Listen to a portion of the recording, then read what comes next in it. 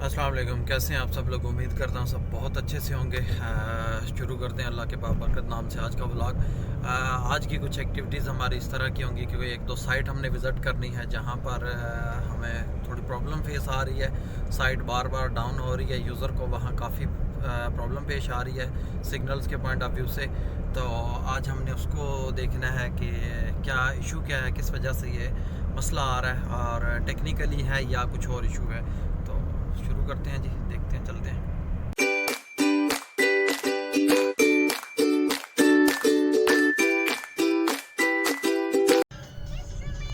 थोड़ा सा आज आपको पेशावर के मौसम का हाल दे दें।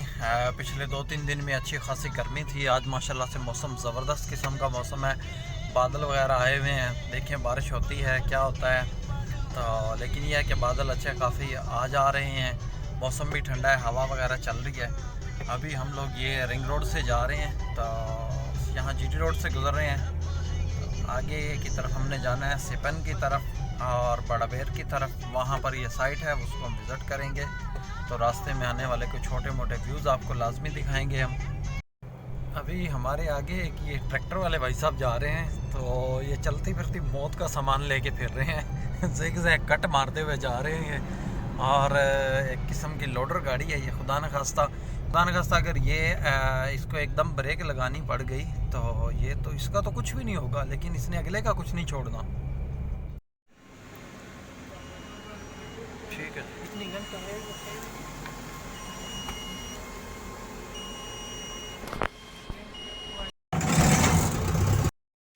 अभी इस जनरेटर को हम देख रहे हैं, इसमें थोड़ा एक प्रॉब्लम आ रहा है कि ये फ्रीक्वेंसी अप डाउन कर रहा है, आरपीएम अप डाउन हो रहे हैं, जिसकी वजह से वोल्टेज इसके वेरी कर रहे हैं। जैसे ही इसको हम लोड पर डालते हैं तो ये एक तो आरपीएम ड्रॉप कर जाता है और दूसरा वोल्टेजेस में ज़ाहिर बात है ऑटोमेटिकली डिफरेंस आएगा। इसका बेसिकली फ्यूल पंप का मसला है। अभी ये इसको ट्रबल शूट करने की कोशिश की जा रही है और देख रहे हैं कि इशू क्या है। सबसे पहले हमने इसको टेस्ट करने के लिए अपने सारे रेक्टिफायर मॉड्यूल्स निकाल दिए हैं। सिर्फ एक रेक्टिफायर मॉड्यूल लगाया है, उस एक पर ये स्टेबल चल रहा है। फिर हमने क्या किया कि एक और रेक्टिफायर मॉड्यूल इंसर्ट किया, उस पर इसने फ्लक्चुएशन स्टार्ट कर दी। और जब हमने तीसरा मॉड्यूल इसके अंदर इंसर्ट किया, उसके ऊपर इसके फ्यूल पंप ने कहा ना भाई ऐसा नहीं होगा। और जैसे ही तीसरा मॉड्यूल ऐड किया तो इसने लोड नहीं बेयर किया। ज़बरदस्त व्यू है ये। मशू खेल का एरिया है, बहुत सब्ज़ा ही सब्ज़ा है हर तरफ। यही रास्ता आगे फिर एजेंसीज को निकलता है, जो सबसे पहले एजेंसीज के रास्ते में आती है खैबर एजेंसी।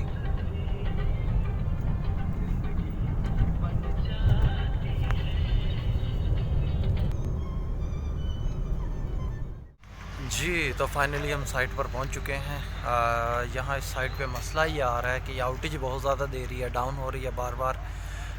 यहाँ पर पावर सोर्स भी, वापडा भी अवेलेबल है, सोलर भी है, उसके बाद जनरेटर भी है, लेकिन उसके बावजूद ये साइट डाउन हो रही है। अभी हमने इसको देखना है कि किस तरह से इसको हम ट्रबल शूट करें या कौन सी ऐसी चीज़ें हैं जिनको हम अगर ठीक करें तो ये आउटेज देना बंद कर जाए।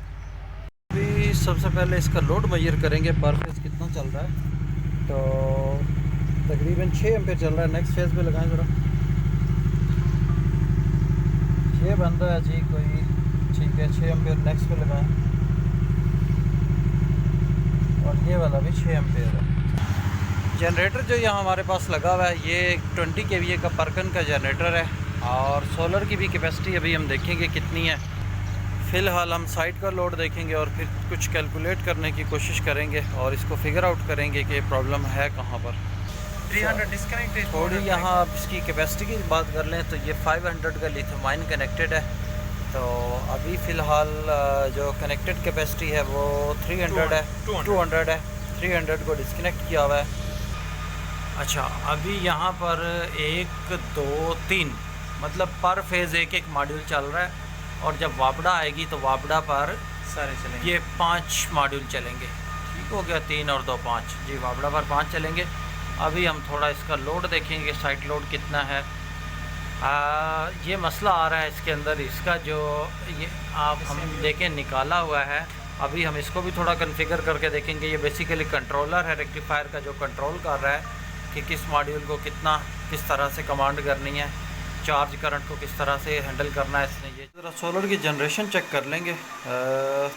एक स्ट्रिंग के ऊपर ये तकरीबन 18 एम्पेयर जनरेट कर रहा है, दूसरी पे 18 है, दूसरी पे देखें ज़रा, दूसरी स्ट्रिंग के ऊपर तकरीबन 15 एम्पेयर है। वोल्टेज देखें इसके कितने वोल्टेज आ रहे हैं,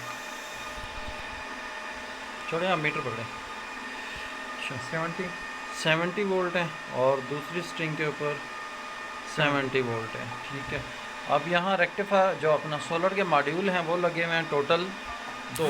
अगर यहाँ हम मॉड्यूल इंक्रीज़ करते हैं तो उससे भी फ़ायदा हो सकता है, साइट की आउटेज बचाई जा सकती है। अब हम रेक्टिफायर के कंट्रोलर पर आ जाते हैं और सोलर का जो रेक्टिफायर है यहाँ से देखते हैं कि इन्फॉर्मेशन क्या है।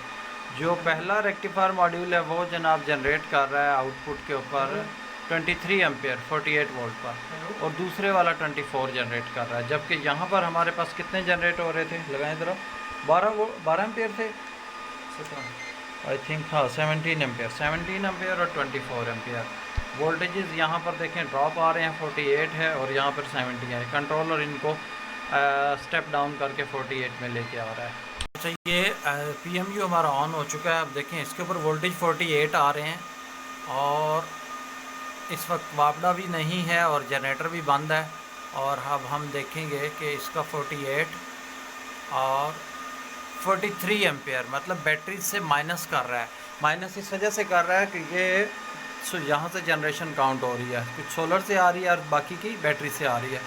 लोड है टोटल 88 एम्पेयर और 14 एम्पेयर बैटरी से ये रिवर्स कर रहा है। इस वजह से साइट आउटेज में आ रही है कि सोलर की जनरेशन पूरी नहीं हो रही और लोड ज़्यादा है, जनरेटर ज़्यादा से ज़्यादा चलता है। वापडा यहाँ होती कोई नहीं है, कुछ टोटल 70-80 वोल्ट के करीब आएगा, लेकिन फिर भी इसको मज़ीद कैलकुलेशन करते हैं और देखते हैं कि जो हमने लिथियम कनेक्ट किया हुआ है उसको ज़्यादा से ज़्यादा मतलब 200 से बढ़ा के 300 या 400 पर लेके जाएं। और बेसिकली मसला ये आ रहा है कि ये कंट्रोलर जो है ये चार्जिंग नहीं कर पा रहा उसकी पूरी, और ये क्यों नहीं कर रहा है, ये इसकी सेटिंग का भी इशू हो सकता है, इसके अंदर जो मोड सेलेक्ट किया गया है वो भी हो सकता है। मैं आपको दिखाता हूँ, फ़िलहाल मैं पहले एक दफ़ा ख़ुद देख लूँ फिर आपको दिखाऊँगा। जी, तो इशू इसका हमने देख लिया है। मसला क्या आ रहा था, बेसिकली हो ये रहा था कि यहाँ पे चार्ज कोफिशिएंट ज़्यादा था। लोड ज़्यादा होने की वजह से क्या होता था कि वोल्टेज ड्रॉप कर देता था जनरेटर, और कुछ जनरेटर में जैसे ही फ्लक्चुएशन आती थी तो ये जो PMU था ये बिल्कुल कट ओवर करवा देता था। और यहाँ पर आपने देखा होगा कि हमारा load total 4 ampere per phase चल रहा था। अभी यहाँ एक सबसे बड़ा मसला जो है, यहाँ इसकी रेक्टिफायर की स्लॉट्स हमें फॉल्टी मिली हैं 5 टोटल। अब हमारे पास जो स्लॉट्स बची हैं पीछे काम करने वाली वो सिर्फ 3 रह गई हैं, ये और ये। अब मसला ये है कि ये और ये सिर्फ चल रही हैं जनरेटर के ऊपर, ये वापडा के ऊपर है, तो मॉड्यूल ये ख़राब कर रही है स्लॉट, ये वाली स्लॉट बार बार। आपने एक चीज़ का ख्याल रखना है कि अगर आपका मॉड्यूल कोई स्लॉट ख़राब कर रही है तो उसमें दोबारा आपने मॉड्यूल लगाने की कोशिश नहीं करनी, क्योंकि ये कुछ टाइम चलने के बाद मॉड्यूल को ख़राब कर रही थी। इससे पहले इसका अंदाज़ा नहीं था, लेकिन अभी इसको प्रॉपर एग्जामिन किया तो पता यही चला कि इसके बैक प्लेन में इशू है, इस वाली स्लॉट के पीछे जहाँ पर ये उसको फॉल्टी कर रही थी। अब हमने किया क्या है कि पहले यहाँ लिथियम 200 कनेक्टेड था, अभी हमने लिथियम 300 कनेक्ट कर दिया हुआ है। चार्ज कोफिशिएंट पहले 0.4 था, उसको हमने डिक्रीज़ करके 0.2 कर दिया हुआ है। और 0.2 करने से हुआ ये है कि लोड अब हमारा जो है बैटरीज को भी अच्छा खासा चार्जिंग करंट जा रहा है और साइड लोड को भी अच्छा खासा सर्व हो रहा है। पर फेज़ लोड अब हमारा हो गया है मतलब 15 एम्पेयर इसके ऊपर, 15 एम्पेयर ऑलमोस्ट 14 एम्पेयर इसके ऊपर, और ये 0 एम्पेयर जा रहा है क्योंकि यहाँ हमारे पास रेक्टिफायर मॉड्यूल नहीं है। तो पहले क्या हो रहा था, हमारा टोटल 4 एम्पेयर लोड जा रहा था हर फेज़ के ऊपर। जो ये एक मॉड्यूल स्लॉट फॉल्टी थी ये वाली, यहाँ पे कभी लोड 4 एम्पेयर ले लेता था, कभी छोड़ देता था। और उस दौरान भी होता क्या था कि जब हम किलोवाट बढ़ाते थे, किलोवाट बढ़ाने से एकदम ज़्यादा लोड पड़ता था और रेक्टिफायर का PMU कट करवा देता था। जब एक दफ़ा कट होता था दोबारा बैटरीज को चार्ज करने में या दोबारा ऑनलाइन होने में टाइम ले रहा होता था, मीनवाइल जनरेटर तो चल रहा होता था, लेकिन साइड क्या है, आउटेज मार रही होती है।